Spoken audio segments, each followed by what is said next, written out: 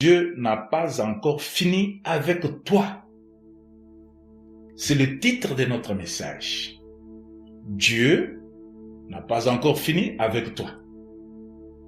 Nous découvrirons qu'est-ce que Dieu n'a pas fini avec nous. Qu'est-ce que Dieu n'a pas fini avec moi. Qu'est-ce que Dieu n'a pas fini avec l'Église. Nous verrons tous ceci à travers la lecture que nous allons faire. La lecture est dans le livre de Juges chapitre 11. Je commence avec le verset 1er. Jephthé, les Caladites, était un vaillant héros.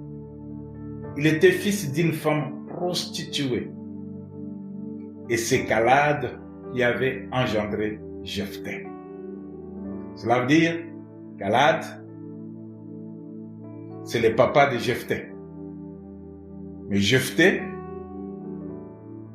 n'était pas l'enfant d'une femme officiellement mariée. La femme de Calad lui enfanta des fils. Là maintenant, c'est la femme qui a été mariée officiellement. La femme de Calad lui enfanta des fils qui devenaient grands. Alors cette femme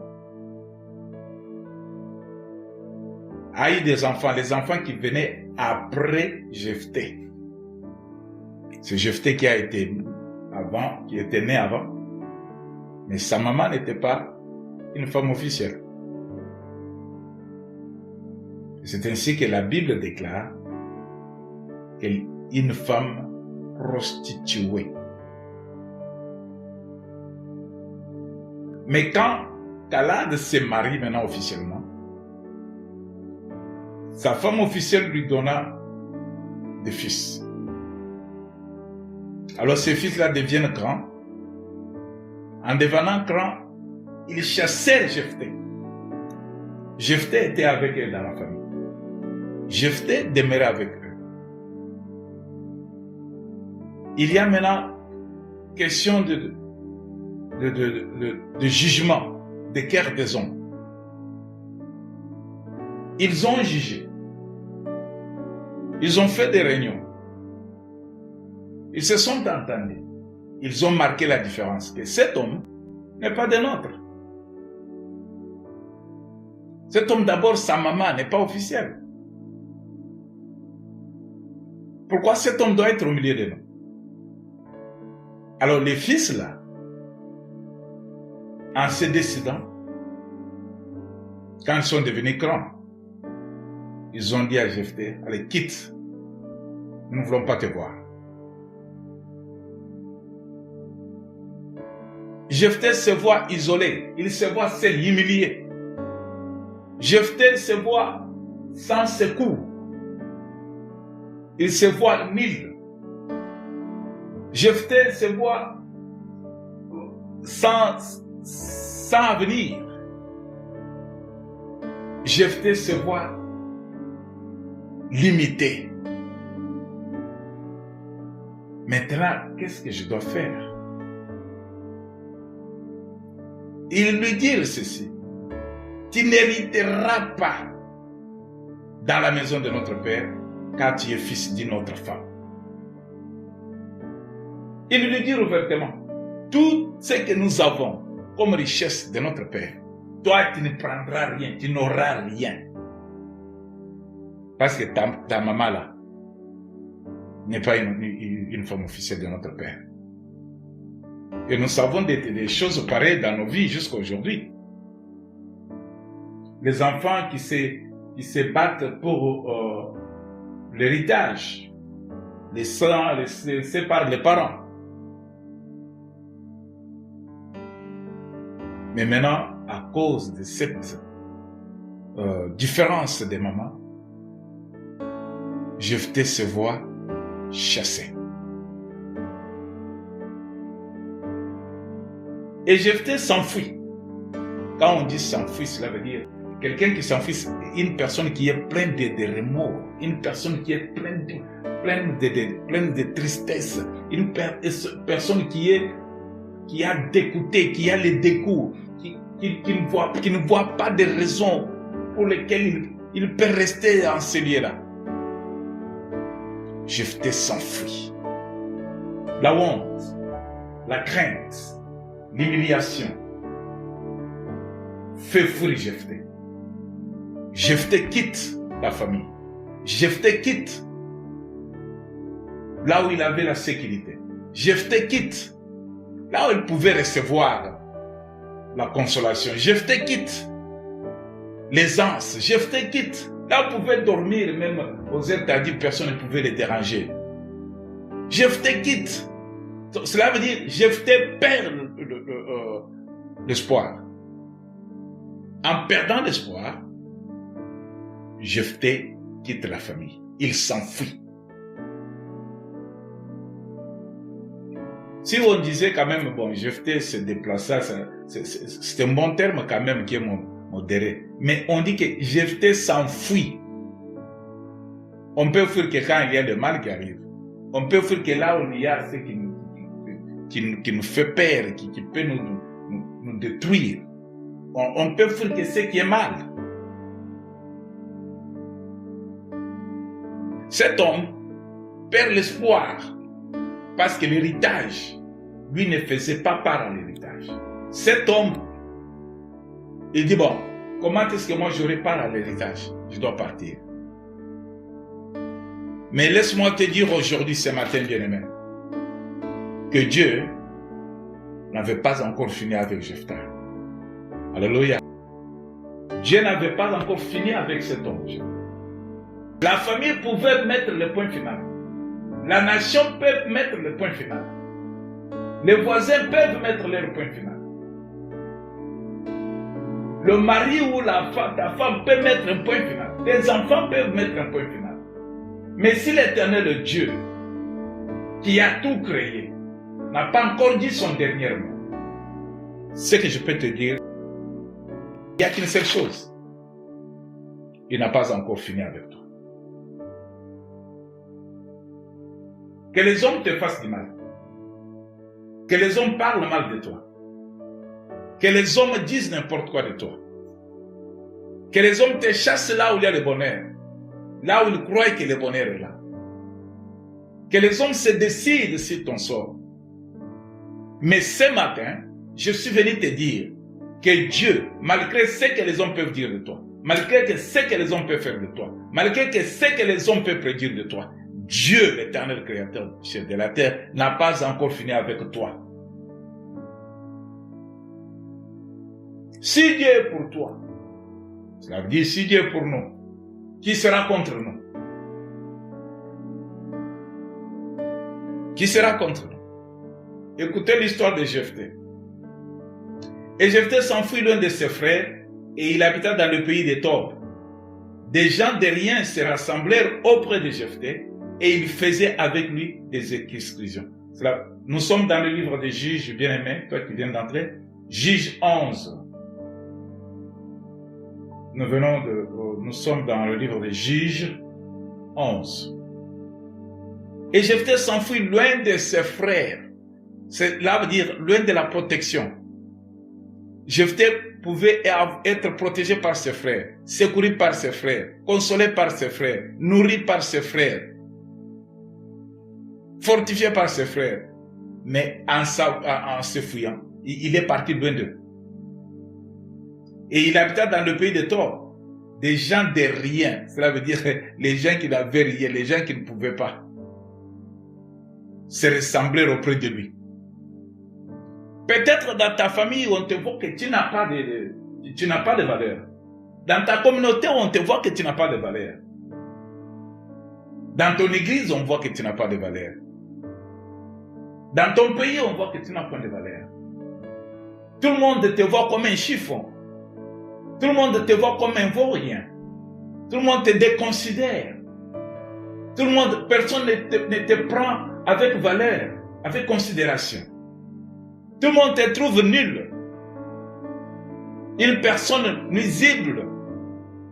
Une personne qui peut rien produire à la famille, qui ne peut rien donner de bien, de bon.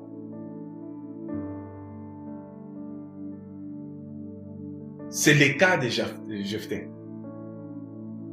Il se trouve dans un milieu parce qu'il a été bouté dehors.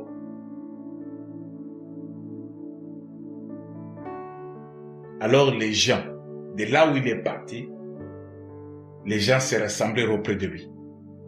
Écoutez comment Dieu commence à donner de valeur à ce qui n'a pas de valeur. Regarde comment Dieu peut faire ce qui est impossible aux hommes. Dieu peut le rendre possible. Écoute comment Dieu peut faire là où il n'y a rien. Dieu peut y créer. Vous vous souvenez de la parole de Dieu qui dit qu'au commencement il n'y avait rien. Il n'y avait que l'Esprit de Dieu qui planait. C'est là où il n'y avait rien que l'Éternel Dieu, de sa bouche, disait que la lumière soit, et la lumière fut. Ça veut dire, là où il n'y a rien, Dieu peut y faire quelque chose qui peut étonner, qui peut surprendre, pour que son nom soit élevé. Cet homme est chassé de la famille. Mais cet homme trouve grâce que d'autres personnes maintenant se mettent autour de lui. Commence à lui donner de la valeur. Commence à lui donner quelque chose. Quelque temps après, les fils d'Amon firent la guerre à Israël. Parce que Jephthé était d'Israël. Après qu'on l'ait chassé, après qu'il soit parti, son pays Israël se réjouissait, vivait bien, sa famille était là. Ses frères disaient, bon, nous avons l'héritage de notre père, nous allons vivre, disons, aisément. Nous n'aurons personne, nous n'aurons besoin de personne. Mais quelque temps après, bien-aimé, c'est l'Éternel qui connaît le lendemain. Toi, tu connais qu'aujourd'hui, mais l'Éternel Dieu connaît le lendemain. Le calendrier des temps était fait par Dieu. Ce Dieu qui connaît la fin de toutes choses avant que cela commence. L'Éternel Dieu peut faire de ce qui est le bas pour le rendre la tête. De ce qui est la tête, le rendre le bas. Il a cette capacité. Il a cette dimension d'organiser des réalisations. Le lendemain appartient à Dieu. Le lendemain n'appartient pas aux hommes. C'est Dieu qui est aux commandes. C'est Dieu qui est le réalisateur principal de tout événement. Il est capable de protéger. Il est capable d'exposer.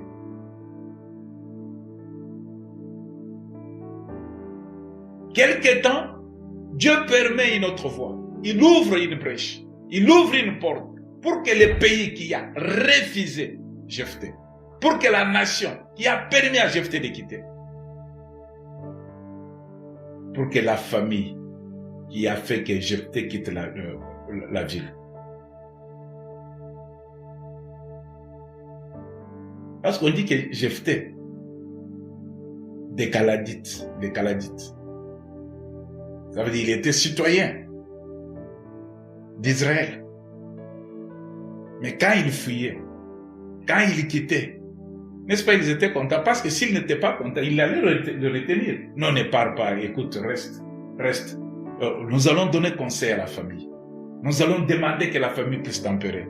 Nous allons demander que vous êtes le même sang. Restez ensemble. Arrangez votre problème en famille. Non, la famille les chasse, les voisins les regardent.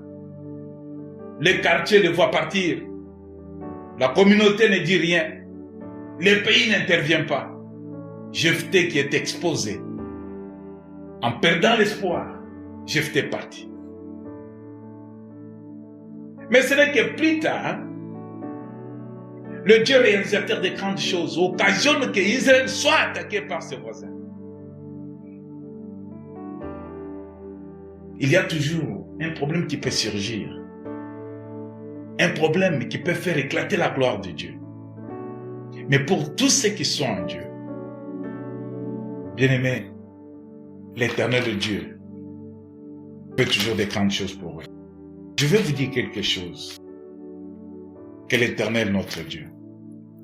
Quand nous lisons le livre des Romains 15 au verset 4, il est dit ainsi, il est écrit ceci. Or, tout ce qui a été écrit d'avance l'a été pour notre instruction. Je vais lire cette version. Je lis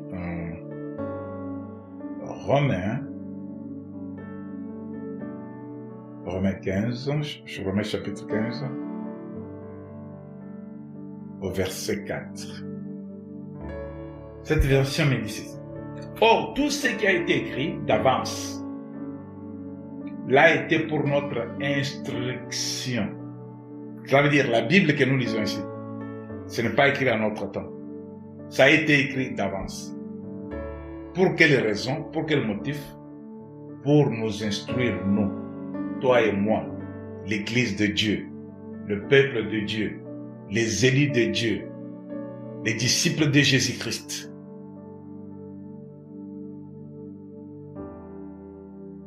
Afin que par la patience, là où on introduit la patience dans les Écritures, ça veut dire les Écritures apportent dans la vie des croyants la patience, enseigne les croyants à être patients. Et par la consolation que donnent les Écritures, nous possédions l'espérance. Alléluia. C'est écrit pour nous qui allait venir après qu'on ait écrit. C'est à notre avantage, parce que ceci nous encourage et nous enseigne à être patients.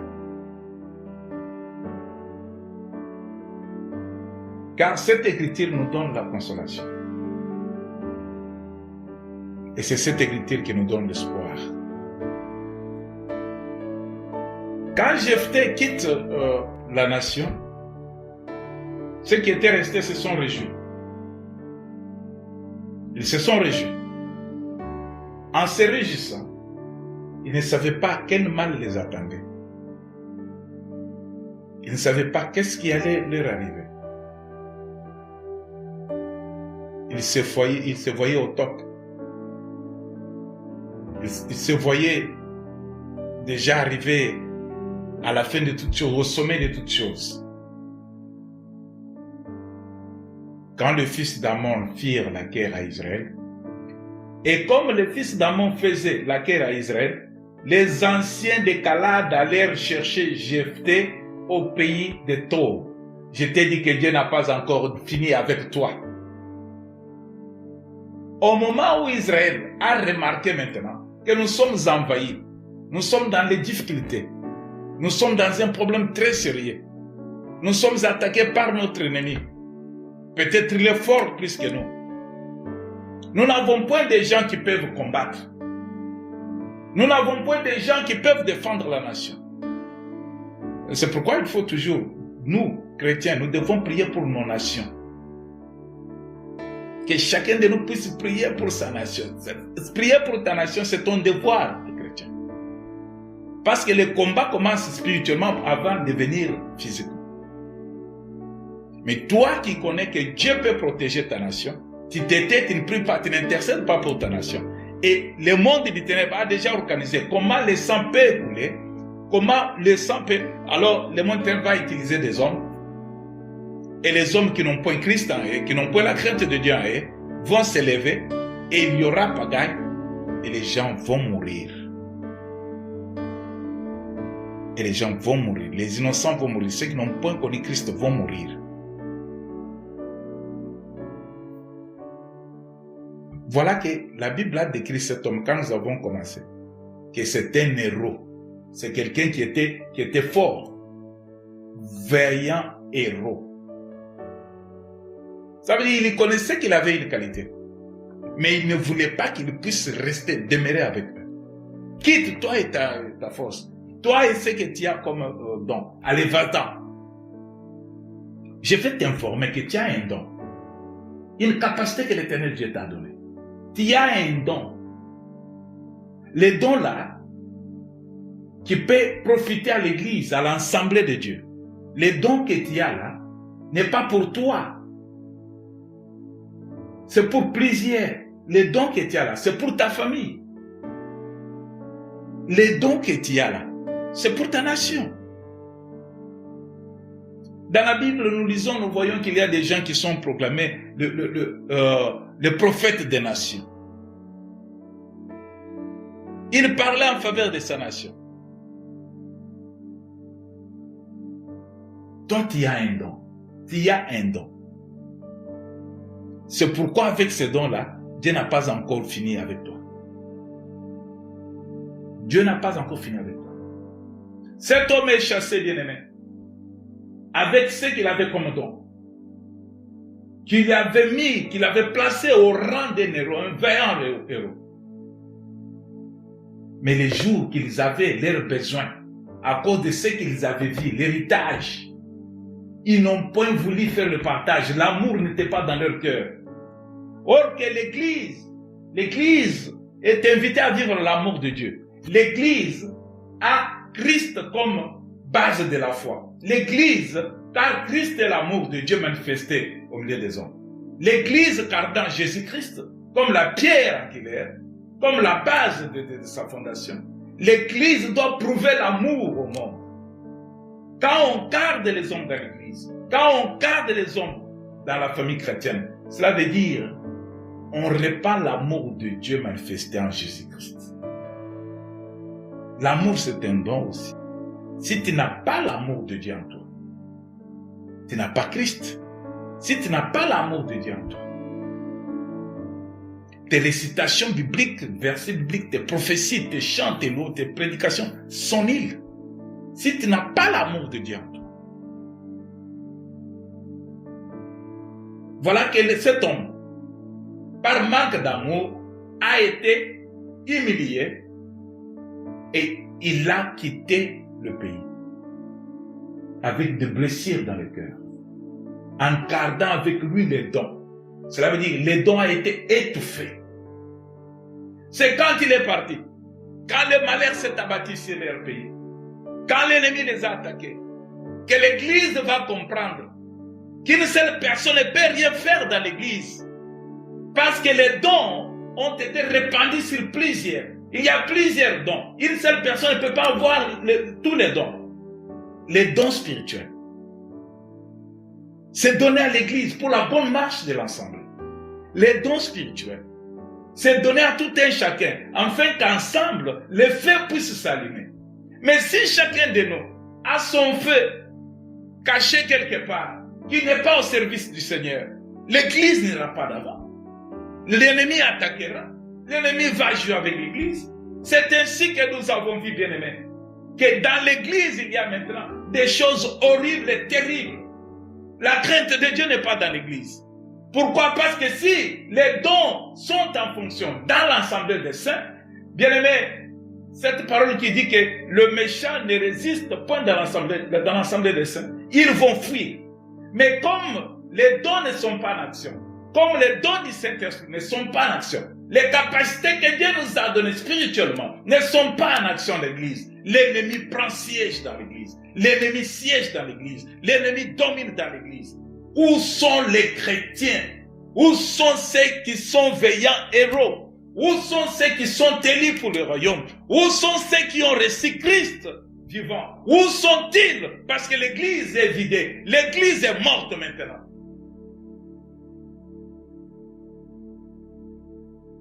Les dons que tu as n'est pas pour toi.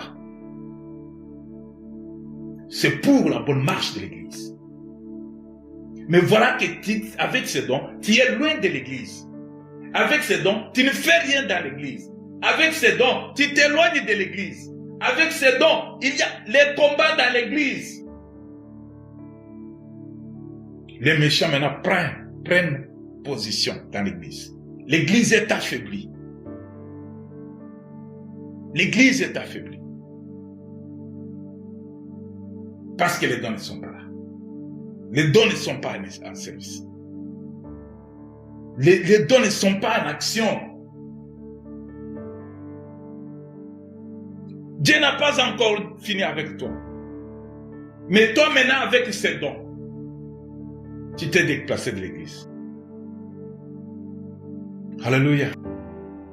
Où sont les chrétiens bien-aimés?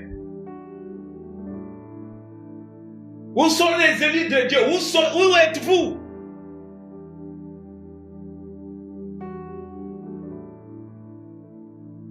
C'est quand Israël est attaqué, quand l'église est attaquée. Maintenant que ceux qui sont restés à l'église ne connaissent pas quoi faire. Non. Cherchons Jephthé. Quand on chassait Jephthé, quand on minimisait Jephthé, quand on décourageait Jephthé, quand on n'acceptait pas Jephthé de prier avec, quand on n'acceptait pas que Jephthé puisse diriger la prière, quand on n'acceptait pas que Jephthé puisse aussi exercer les dons qu'il a, vous étiez là. Personne n'a osé donner un conseil. Les besoins charnels ont dominé. Non, notre héritage. Tout ce qui brille n'est pas de l'or, bien-aimé. L'essentiel pour l'Église, l'essentiel pour le chrétien sauvé, c'est le royaume de cieux. Si tu te donnes la peine de te combattre, de lutter pour le bien de ce monde, tu laisses ce qui est important. Tu laisses le royaume de côté. Et quand le malheur s'abattra sur toi, Dieu va regarder. C'est à cause de toi que mon église ne marche pas. Je t'ai donné les dons, mais tu caches ces dons. Dieu n'entendra pas ta prière. Dieu n'exaucera pas ta prière. Dieu t'a donné quelque chose pour sauver la famille. Tu as ça en toi, mais tu ne veux pas mettre ça en action. Quand le malheur s'abat sur la famille, Dieu te prendra en charge. C'est toi qui seras responsable. Tu as les dons. Tu as reçu le message de Dieu. Tu connais la vérité. Qu'est-ce que la parole de Dieu te dit? Mais tu ne veux rien faire avec ça. Tu connais, tu ne veux pas le faire. Mais quand le malheur viendra, quand les jours mauvais viendront, quand la nuit s'abattra sur les nations, on avait quelqu'un qui pouvait balayer la salle. Mais maintenant, la salle n'est pas balayée. On pouvait avoir quelqu'un qui pouvait arranger les chaises dans l'église. Mais maintenant, il n'est pas là. Voilà que l'église maintenant, nous commençons les cultes avec retard, parce que les chaises ne sont pas en place. On avait quelqu'un qui pouvait recevoir les nouveaux venus, qui pouvait être à l'accueil, qui pouvait recevoir les gens quand ils venaient. Les gens se voyaient bien aimés, ils se voyaient que nous sommes aimés, nous allons repartir encore une fois autrefois dans cette église. Mais cette personne-là, vous l'avez négligée, vous l'avez découragée, vous l'avez déshonorée, vous l'avez chassée par votre réaction. Chasser quelqu'un n'est pas seulement dire de sa bouche va-t'en. On peut chasser quelqu'un dans sa présence par son âme, par l'attitude. Ton attitude peut chasser quelqu'un. Mais l'attitude de ceux qui ont Christ, c'est plein de compassion et d'amour. L'Église est en train de se diviser. Et les ténèbres règnent dans l'Église. Voilà les nations ont abattu, ont attaqué Israël. Israël se trouve maintenant dans les possibilités de combattre. Allons chercher Jephthé. Allons chercher Jephthé. Où est Jephthé? Mais Jephthé, nous l'avons chassé. Mais où est-ce qu'il est? Ah, mais il est parti dans un autre pays là. Ces gens-là qui ne connaissent rien l'ont réussi. Maintenant, il est devenu fort. C'est lui qui les encadre. Il est devenu leur chef. Oh, réellement, il est devenu chef. Et pourtant, nous avons besoin de lui ici. Et pourtant, nous avons besoin de son don, de sa force, de sa capacité ici. Allons les chercher. L'Église a besoin de toi, bien-aimé. L'Église ne peut pas progresser si tu quittes l'Église avec ce que tu as. Tu seras jugé pour ça. Pourquoi tu as laissé? Tu n'as pas mis ton action. Jephthé, tu es là. Nous te supplions. Nous te supplions. Viens, Jephthé. Rentrons. Jephthé dit quoi? Moi, là, rentrer. Vous m'avez chassé, vous m'avez humilié, vous ne m'avez pas considéré. Je ne parle. Non, Jephthé, s'il te plaît. Nous rentrons. Nous sommes attaqués. Les diables ont attaqué l'Église, bien-aimé. L'orgueil ne va rien faire de bon dans l'Assemblée de Dieu. Tu es responsable parce que Jésus t'a donné la responsabilité. Il a dit à Simon-Pierre, même tu, prends soin de mes brebis. Jésus recommande à Pierre la responsabilité, en lui donnant la responsabilité, en lui donnant cette volonté d'aimer. Quand tu mets Christ en première position, tu vas aimer ce que tu fais. Tu vas aimer ton assemblée. Tu vas tout faire pour ton église. Tu vas faire pour que l'œuvre de Dieu aille de l'avant. Jephthé, rentrons. Jephthé dit, moi je ne rentre pas. Non, Jephthé ne dit pas ça. Je ne rentre pas.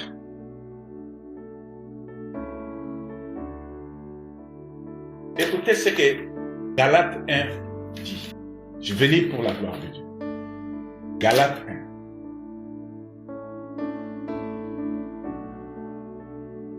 Alléluia. Seigneur est bon. Galates, chapitre 1er.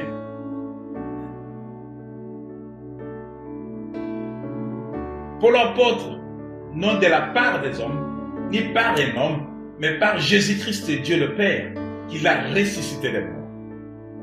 Et tous les frères qui sont avec moi aux églises de la Galatie.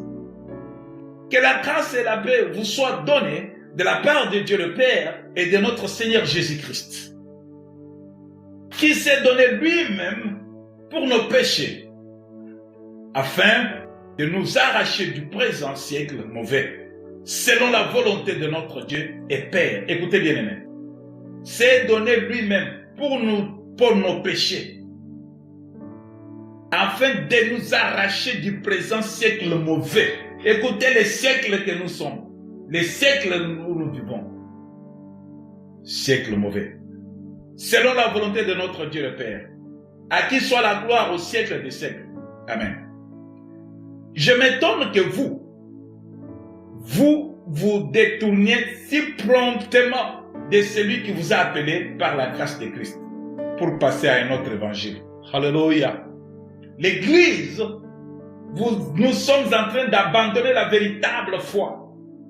L'évangile qui nous a été amené.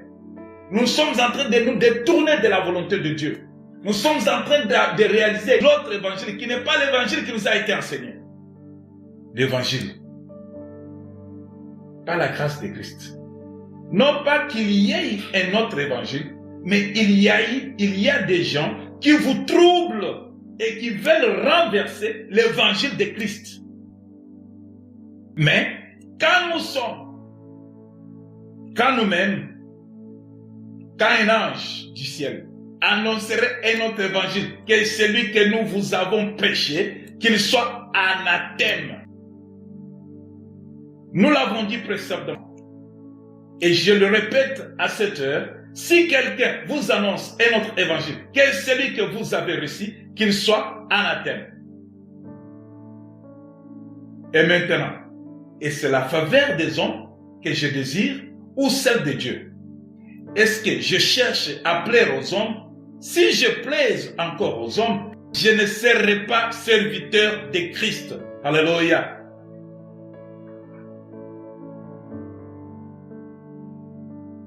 Prenez bien le verset 10.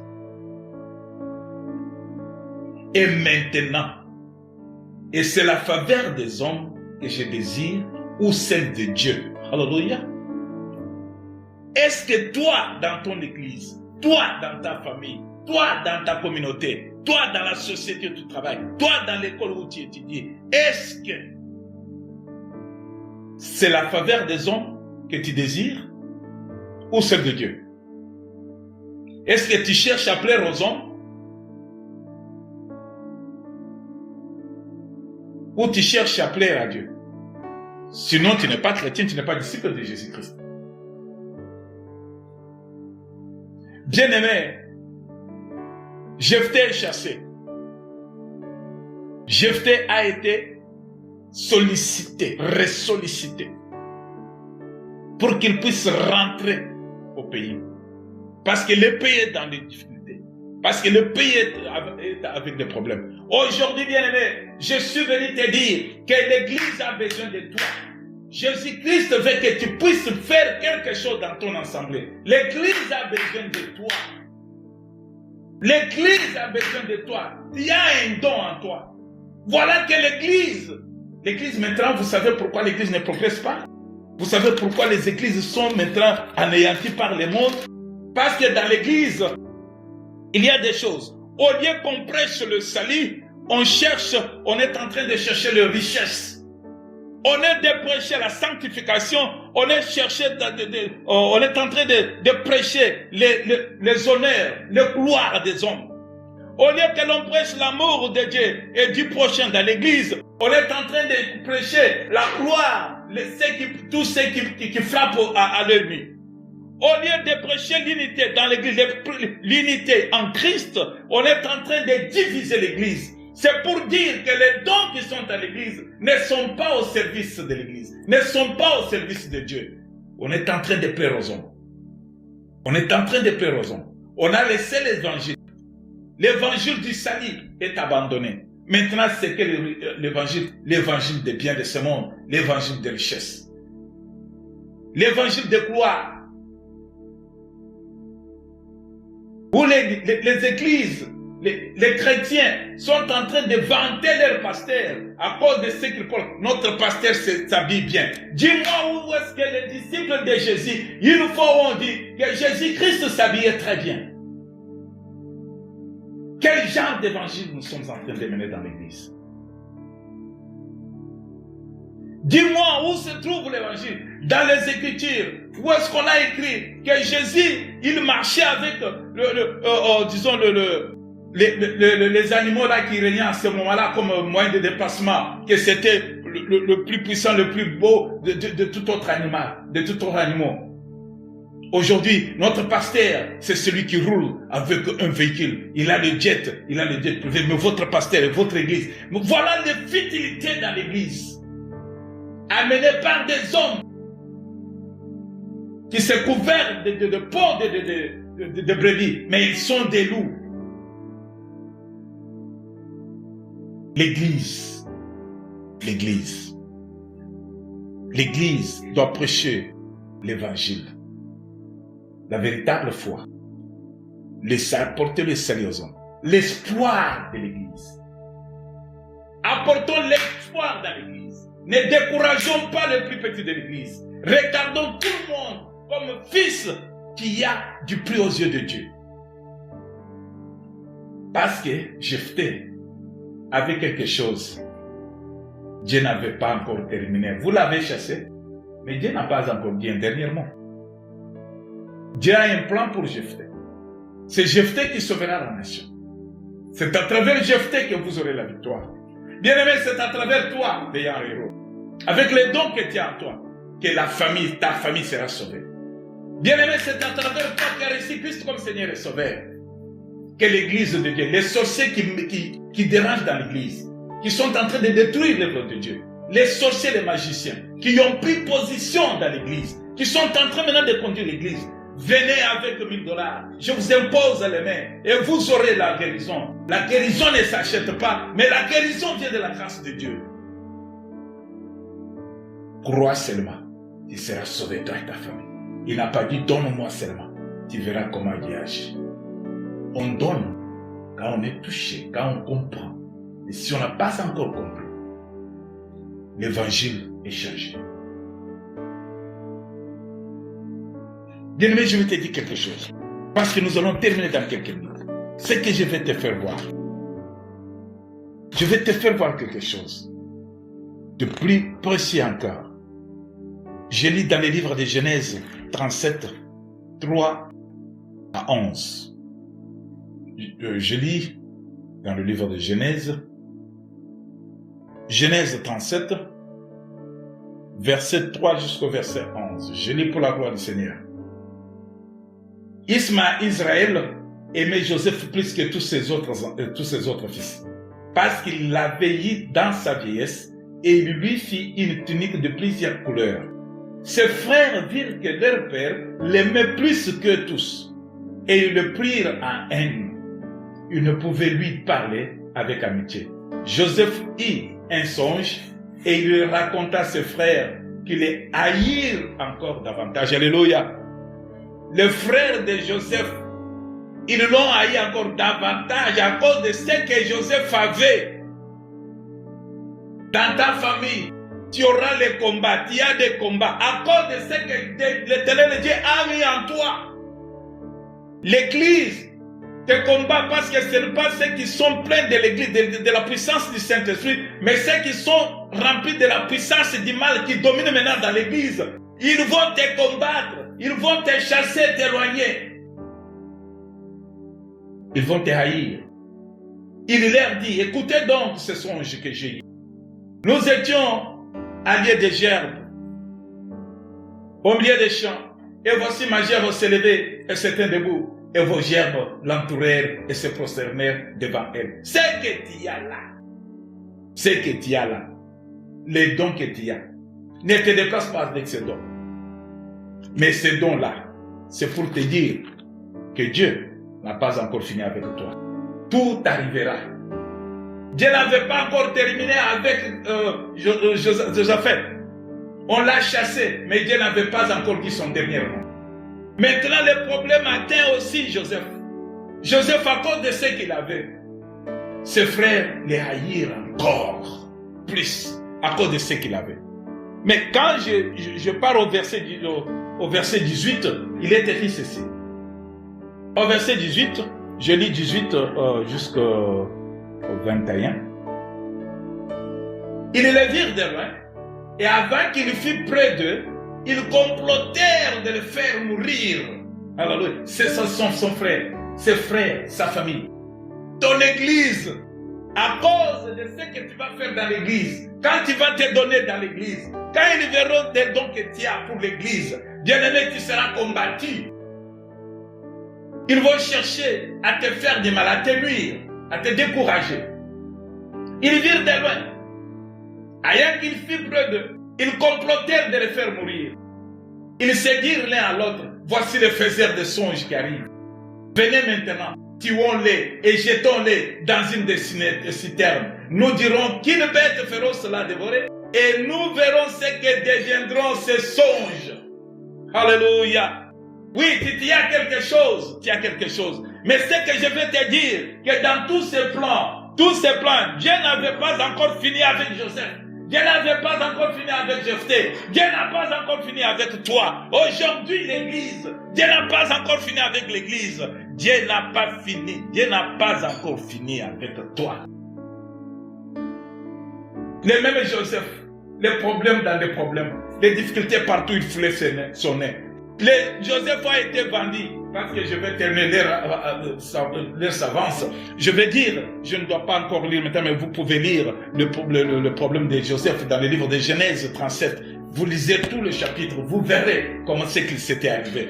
Je vous dis, bien aimé, que Joseph, pas seulement que ses frères voulaient le tuer, mais ils l'ont pris, ils l'ont vendu, et Joseph est parti. Joseph s'est retrouvé en Égypte comme esclave. Il s'est retrouvé en prison. Joseph s'est retrouvé en prison. Joseph a été retrouvé dans le palais royal. Il y a eu des problèmes très sérieux avec la femme du roi. Ça lui a coûté encore cher. Mais Joseph, écoutez ce que Joseph a dit. Ça m'avait fait du bien. Quand il dit quelque part, comment ferais-je un aussi grand mal et pécherais-je contre Dieu? Alléluia. si tu gardes ta sainteté, malgré ce qui va t'arriver, ne faites pas, ne te confonds pas avec ce siècle bien-aimé du mal. Garde ta sainteté. Ne fais pas du mal. Garde-toi. Ayez la crainte de Dieu. Ayez la crainte de Dieu. Parce que Dieu n'a pas encore fini avec toi. Quand Dieu se lèvera, il se lèvera le dernier. Quand ton Rédempteur se lèvera, il se lèvera pour étonner. Quand ton Rédempteur se lèvera, il se lèvera pour t'élever au-dessus des autres. Quand ton Rédempteur se lèvera, c'est lui qui fera que la mer Rouge se sépare en deux et qu'il y ait une voie pour toi, afin que tu traverses à sec pour atteindre l'objectif. Quand ton Dieu se lèvera, ton Rédempteur te lèvera. Bien-aimé, on viendra te chercher comme Jephthé a été recherché. Viens Jephthé, viens combattre pour nous. Viens parce que nous sommes attaqués. Viens, il y a un trou, il y a un vide dans la famille, il y a un vide au travail, il y a un vide dans la communauté, il y a un vide au pays, il y a un vide dans l'église. Bien-aimé, Dieu n'a pas encore fini avec toi qui suis ce message. Dieu n'a pas encore fini avec toi. C'est jusqu'à ce que son plan qu'il a tracé pour toi se réalise. Il a un plan merveilleux, un plan de paix et de joie, qui n'est pas de malheur. Ce plan doit se réaliser, afin que la gloire revienne à notre Dieu. Jephthé a été recherché. Jephthé leur dit, si vous voulez que moi j'aille combattre pour vous, à condition que je devienne votre chef. Alléluia. Continuez à lire le livre des juges, vous allez voir. Je suis en train maintenant de m'arrêter à cause du temps. Comme Jésus disait à ses disciples, j'ai beaucoup à vous dire, mais je ne peux pas tout vous dire maintenant. Il y a beaucoup de choses qu'il faut partager, mais à cause du temps, je respecte votre emploi du temps. Jephthé, Dieu impose. Il lui dit, voilà comment Dieu maintenant intervient. Vous voulez que j'aille combattre pour vous, à condition que vous acceptez que moi je deviens votre chef. Oui, nous n'allons pas, nous ne refusons pas. Toi, tu deviens notre chef. Toi, tu deviens notre chef. C'est quand ils ont accepté, que Jephthé a accepté aussi de les accompagner, de rentrer pour aller combattre la nation qui les avait attaqués. Et Jephthé, avec la parole de Dieu, dans la crainte de l'Éternel, en rémunérant, en se souvenant, les souvenirs de ce que l'Éternel Dieu avait fait avec Israël, en les faisant sortir de l'Égypte. Bien-aimé, rappelle-toi de là où le Seigneur t'a pris. Rappelle-toi, bien-aimé, tu n'as rien payé pour mériter la grâce qui est sur toi. Bien-aimé, rappelle-toi, dans le pays où tu es, c'est l'Éternel Dieu qui t'a ouvert la porte. Bien-aimé, rappelle-toi, dans la famille où tu es, c'est l'Éternel Dieu qui a voulu que tu sois né dans cette famille. Bien-aimé, souviens-toi, le travail, le titre que tu as, c'est l'Éternel Dieu qui te l'a permis. Et voilà que devant toi, il y a le challenge qui est là. Lève-toi, accepte, mets la parole de Dieu en exercice. Jephthé se souvient de ce que l'Éternel avait fait avec Israël, en le faisant sortir de l'Égypte et les promesses faites. C'est par là où Jephthé a combattu et a triomphé. Alléluia. C'est par là Israël a combattu. C'est par là où l'Éternel Dieu a commencé à finir, à faire le point final, à mettre le point final, parce que tu as de l'importance aux yeux de Dieu. C'est pourquoi Dieu n'a pas encore fini avec toi. Malgré tes difficultés, malgré les problèmes qui t'entourent, malgré tout ce que tu es en train de connaître, bien-aimé, je te rappelle ce matin que Dieu n'a pas encore fini avec toi. Laisse tous ces problèmes arriver. Laisse toutes ces choses, tes difficultés, ces combats t'atteindre. Mais l'Éternel Dieu, ton Rédempteur, s'élèvera le dernier jour pour confondre le monde, pour confondre tes ennemis. Je te rappelle, bien-aimé, que l'Éternel de ton côté, la victoire est certaine.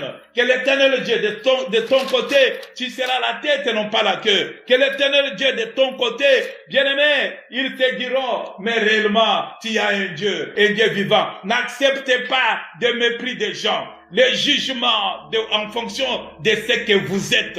Je te dis aujourd'hui, et fait de votre présent, vous êtes un mystère. Aujourd'hui, je te rassure, Tu es un mystère dans ta famille, dans ta communauté, dans ta maison. Tu es un mystère dans ton église. Tu es un mystère dans ton pays. Tu es un mystère sur la terre des hommes. Car l'Éternel, ton Dieu, n'a pas encore fini avec toi. Il va finir avec toi que quand Christ reviendra. Alléluia. Ils ne connaissent pas votre futur. Ils ignorent votre futur. Ils ne connaissent pas qu'un soir appelle toujours un matin. Ils ne connaissent pas cela. Ils ignorent qu'une saison appelle une autre saison. Ils ignorent, ils ne savent pas que quelle que soit la durée de la nuit, les jours se lèvera toujours. Ils ne connaissent pas que tu es dans les bras de celui qui a tout créé. Celui qui a le pouvoir d'appeler le soleil, de commander au soleil, de s'arrêter. Qui a le pouvoir de demander, de dire, d'autoriser à la nuit, de demeurer comme nuit. Il a le pouvoir de dire au matin, de chasser les ténèbres. L'Éternel est ton Dieu. S'il est à tes côtés, tu ne pêches pas, tu comptes sur lui. Bien-aimé, tu dois avoir l'espoir. L'espoir de l'évangile qui nous est enseigné. Dans cet espoir, bien-aimé, dans cet espoir, parce que si tu vas partir dans le livre des Actes des Apôtres, on te dira, maintenant, je suis mis en jugement parce que j'espère l'accomplissement de la promesse que Dieu a faite à nos pères. Dieu l'avait fait à Abraham, Dieu l'avait fait à Isaac et Jacob. Dieu a fait des promesses en Jésus-Christ. Il a dit, si tu crois en Jésus, Dieu n'a pas encore fini avec toi. Je te l'ai dit ce matin. Je t'encourage à ce moment. Même si tu suivras ce message plus tard, bien-aimé, je te rappelle que Christ en vous est la garantie que votre vie n'est pas semblable à celle des autres. Vous avez une valeur ajoutée qui est Christ. Christ en vous fait de vous une personne avec une destinée remarquable. Une personne qui ne baisse pas le bras en cas de problème, en cas de difficulté. Une personne qui croit que mon chemin est rassuré et que la bonne et la puissante main de Dieu me conduit jour après jour. Tes pas sur la route que tu es en train de suivre, c'est sur la bonne voie parce que l'Éternel va t'amener au bon endroit. Je vais m'arrêter par là. Je voulais seulement te rassurer que Dieu n'a pas encore fini avec toi. Dieu veut faire de grandes choses avec toi. Dieu veut faire éclater sa gloire. Mais toi, garde ta sainteté. Sanctifie-toi chaque jour. Par la voie de la prière. Par la voie de la lecture de la bonne parole. L'Église a besoin de toi. La famille a besoin de toi. Toi-même, tu as besoin de toi-même. Mais tout, dépose ça au pied de la croix. Dépose cela au pied de Jésus-Christ. Jésus-Christ a été abandonné. Jésus-Christ a été humilié. Jésus-Christ a été condamné, bâti, déshabillé. Jésus-Christ a été crucifié. Il était mort, enseveli. Jésus-Christ est ressuscité, bien-aimé. Parce que Dieu de gloire n'avait pas encore dit son dernier mot sur lui. Il n'a pas dit son dernier mot sur lui. Mais quand il s'est décidé, il l'a ressuscité des morts. Et voilà que l'Éternel Dieu s'est glorifié. Parce que ce qu'il avait mis en Jésus, ça a été réalisé sur la croix. Jésus a dit, tout est accompli.